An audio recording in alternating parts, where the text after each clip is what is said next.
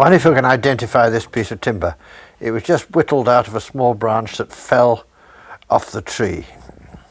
It's a native English tree, but very uncommon, because it's only grown in particular places, and it's grown in places where they had a use for it. Because it has a disadvantage, it hates the damp. So it can never compete with oak for, say, gateposts, or fencing rails, or the porches of houses, because it wouldn't stand the weather. But on the other hand, it's quite as hard as oak. I'll show you.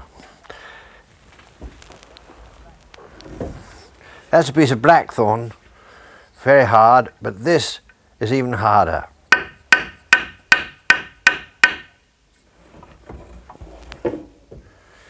It's hornbeam,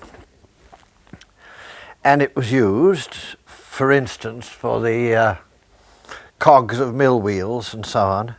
It's just about unsplittable, starts off nearly white and darkens with age, just about unsplittable, and very hard indeed.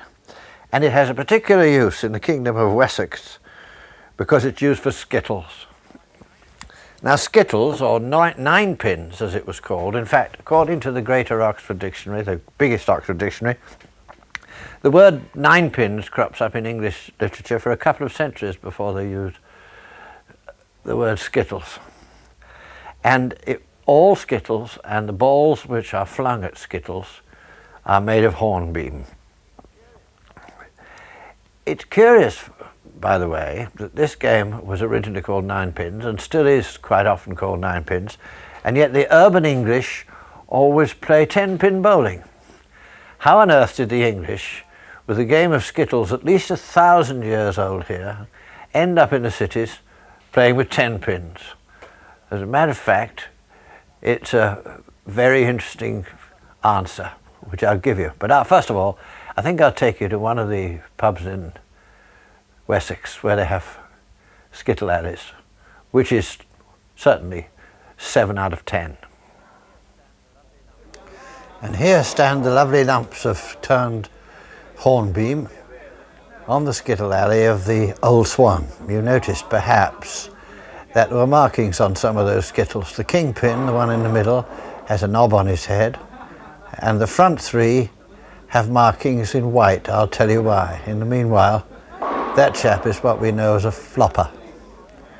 The fact of the matter is, in a certain district of Wessex, nearby to Dorchester, the locals have adopted this method of flinging themselves into the shot. And so when a team arrives, you can tell by whether there's a flopper among them where he learned his skittles. The Old Swan is incidentally a very old name for the pub, which got changed halfway through.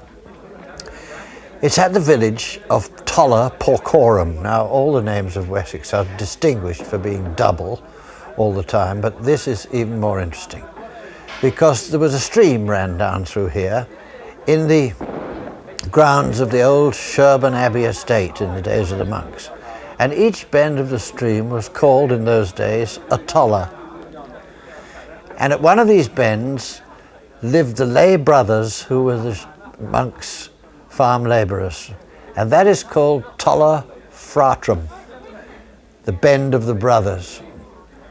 Next to it is another bend which ran through the wasteland and the forest where the swineherds fed the pigs, and that is called Toller Porcorum, Toller of the pigs, or Toller of the swine, and that is the name of this village. And it is generally believed, and very probably true, that this is where the swineherds drank in the days when this was just a little pothouse of poles and a thatch roof, and that it was called the Swine. And it went on being called the Swine until Victorian times, when it got changed to the Swan, because it seemed slightly more respectable. And then when they rebuilt it in Victorian times, they did what they called it the Old Swan. People do that nowadays. When they build something new, they like to call it the old something. However, Toller Porcorum, a splendid name, and the Old Swan, and one of 1,000 skittle alleys in Wessex. Now, up go the skittles again. Now, the reason for this is that the stickers, the chaps who put the skittles up, know every one of those. There's a right flopper. Actually, he's the captain of the visiting side. They know the behaviour of every skittle. They know that one is a bit springier than another, and one is a bit deader than another, and one will fly well through the rest of the pack, and others won't. And if they want to, they can very much favour the home side by putting the right skittles up in the front when the home side is playing, and the wrong skittles up in the front when the visitors are playing. And so some while ago they decided in the skittle leagues that the front 3 pins must be marked, so there could be no monkey business from the stickers. Of course, you get 3 balls at it. If you knock all 9 down in less than 3, you get another turn at them. If you knock all 9 down and they go up again, it's called a stick up.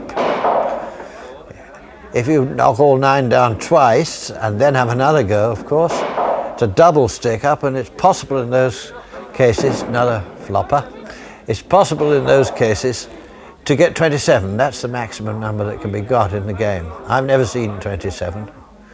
I have twice seen 25. I don't know if we're going to see them this evening.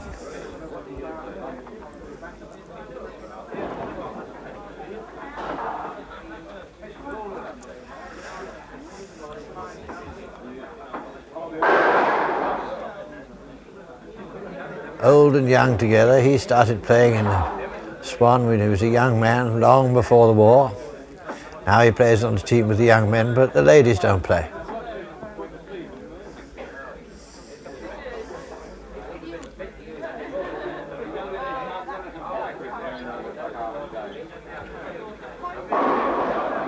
Not very effective.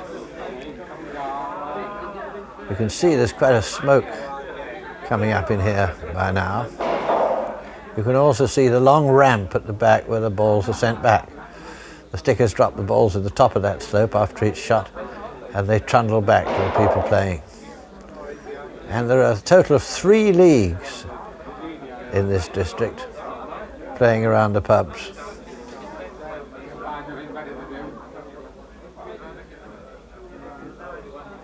There you are, down go the balls. And it's amazing how many years the hornbeam skittles will stand up to this racket. The other great thing about this place is that long rail at the left-hand side of the alley that you can see can be lifted out, and a carpet rolled all over the place, because this skittle alley is the most important part of the social life of Tolla Porcorum. In fact, it's customary, if you get married, to have your wedding breakfast in the skittle alley. In the summer, they play skittles out of doors, even in the pubs which don't have skittle alleys, which are very much a minority, and on the village greens and at the garden fetes at the vicarage and so on. They have a portable skittles alley which can be moved about. This is owned by one of the clubs and taken around to these occasions. This, I think, is the origin of the word beer and skittles, because the pubs without skittle boards, nevertheless, in the summer can advertise beer and skittles in the garden. And in this case, it's there for a week, usually, and the whole week is one competition between all the people in the district, which builds up over the week. Last summer and the one before were absolutely perfect summers for beer and skittles. Well, here's skittles in high summer, played on in the evening until closing time, which is just about sunset at that time of the year. What has happened is that the club has made themselves a portable skittle alley. It doesn't have the quality of the ordinary one, and it takes them hours to set it up and sand it down and peg it up so it gets to be approximately level, and it goes round the pubs in the course of the summer.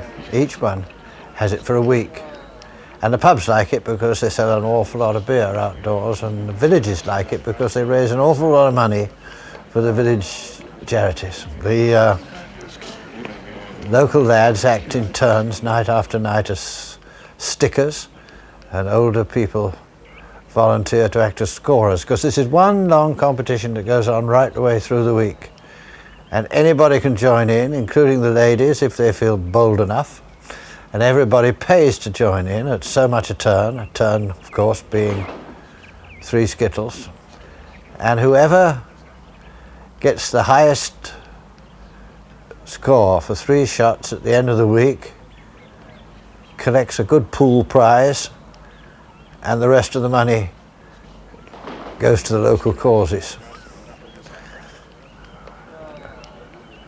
It's something to watch too while you're drinking.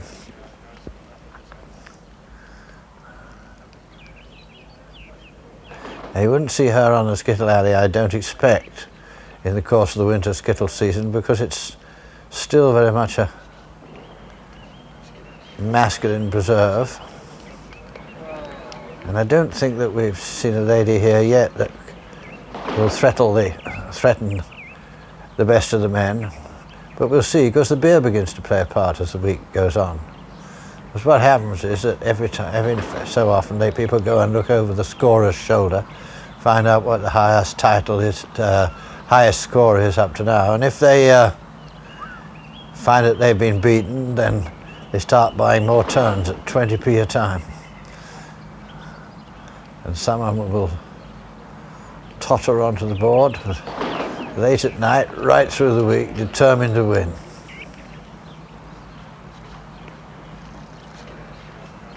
As you can see, they've got a most ingenious way for the stickers to get the ball back. It's a large piece of modern plastic sanitary pipe, which serves the purpose very well indeed. Oh, I don't know, that's quite promising. As for me, I'm just a spectator at this, and what I'm really waiting is for the barbecue supper to come up, because the outdoor supper is a part of the occasion. Hello, we've got a flopper.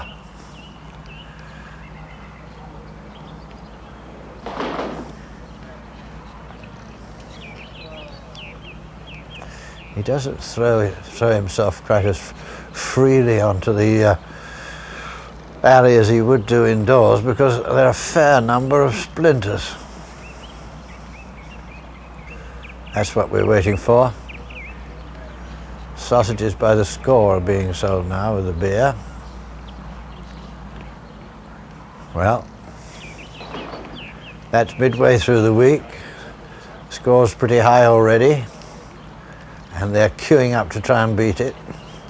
There'll be a lot of money for the village causes by the end of the week. So back to the question. Why do the people of the towns play 10-pin bowling when the game has been 9 pins in England for 10 centuries? Well, it's a fascinating answer. When the Pilgrim Fathers went to America, they took Skittles with them, probably from the West Country. But after a while, their Puritan elders decided that it was an excuse for licentiousness and drunken behaviour, and they passed a statute forbidding the playing of 9 pins, not Skittles. They said 9 pins. So they all put an extra pin on the board and went on playing 10 pins. And when the American moneymakers sent it to England, it arrived in England as 10-pin bowling and was promoted here as 10-pin bowling. Now, I'm glad to say that since urban people act by craze and fashion rather than by tradition, 10-pin bowling is fading fast in popularity. But 9 pins is still going strong down in the West after 1,000 years, and I'm going to practice my table Skittles every day for the next 3 months until I'm ready to appear in public. Cheerio.